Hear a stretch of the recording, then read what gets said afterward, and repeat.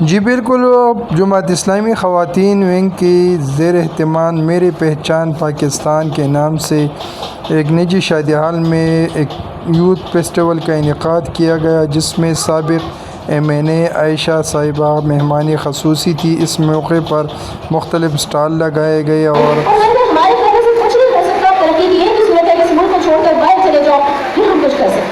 ایسا نہیں ہے۔ جب اپنا گھر گندا ہو، جب وہ گھر اچھا نہ لگ رہا ہو تو لوگ اس گھر کو چھوڑ کر بھاگ نہیں جاتے، لوگ اس گھر کو صاف کرتے ہیں، لوگ اس کو پیارا بناتے ہیں، لوگ اس کے لیے محنت کرتے ہیں۔ ہم اپنے گھر کو چھوڑنے کے السلام علیکم ورحمۃ اللہ وبرکاتہ۔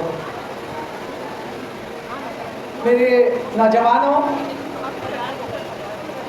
جے آئی یوتھ، جماعت اسلامی حلقہ خواتین، سب سے پہلے تو میں بہت ہی مبارکباد دوں گی اس پروگرام پہ آپ سب کو۔ تو میرے نوجوانوں، اگر حکومتی نظام نہیں ہوگا اور پرائیویٹ سیکٹر تعلیم کو سنبھالے گا، کہاں تک سنبھال سکتا ہے؟ ہمارے ملک میں کہاں تک سنبھال سکتا ہے؟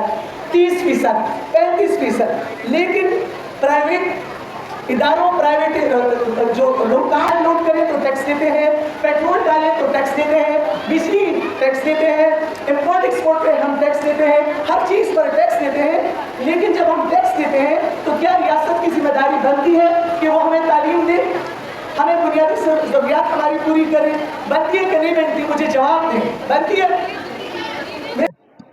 جی بالکل، میں اس وقت موجود ہوں ایک نجی شادی ہال میں۔ یہاں پر جماعت اسلامی یوتھ وومن کی طرف سے میری پہچان پاکستان یوتھ آزادی کے نام سے ایک فنکشن کا انعقاد کیا گیا، فیسٹیول کا انعقاد کیا گیا۔ اس وقت ہمارے ساتھ قومی اسمبلی سابق ممبر عائشہ صاحبہ موجود ہے، جو موجود۔ بہت شکریہ۔ اور میں اس وقت یہاں پہ ان بڑی تعداد نوجوانوں میں جو موجود ہوں، اور اس وقت جو نوجوانوں کی ذمہ داری بنتی ہے، جماعت اسلامی اس وقت یہ کوشش ہے کہ ان کی اچھی تربیت ہو، ان کا تعلیمی نظام بہتر ہو، یہ اپنا حق مانگنے کے لیے ایک ہو جائیں اور ان کو اس ملک کا، اپنے خاندانوں کا ایک فعال شہری ہم بنا سکیں۔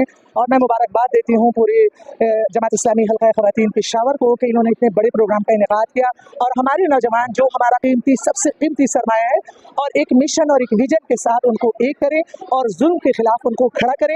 اس وقت جو ملک میں بدترین صورتحال ہے، اگر باجوڑ میں آپریشن چل رہا ہے تو وہاں پہ کلاؤڈ برسٹ کی وجہ سے جو سوات تباہ ہوا، جو بنیر تباہ ہوا، جو شانگلہ تباہ ہوا اور سوابی تباہ ہوا، تو جہاں پہ مردوں کا ایک بڑا کردار ہے، وہاں پہ خواتین بھی اپنا ایک بھرپور کردار ادا کر رہی ہیں۔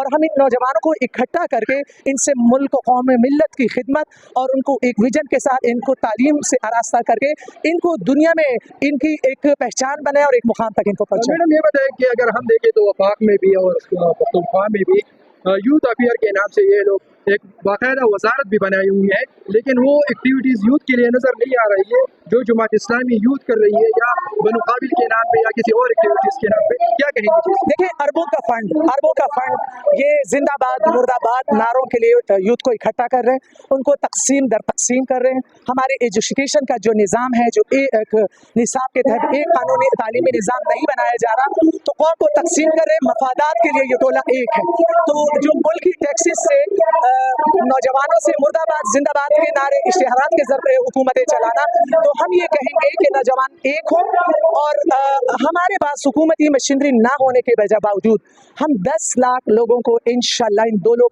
2 سال میں آئی ٹی کورسز بالکل فری، بغیر کسی امیر غریب، سب کے لیے ایک نصاب، ایک نظام، ایک سسٹم میں لائیں گے انشاءاللہ۔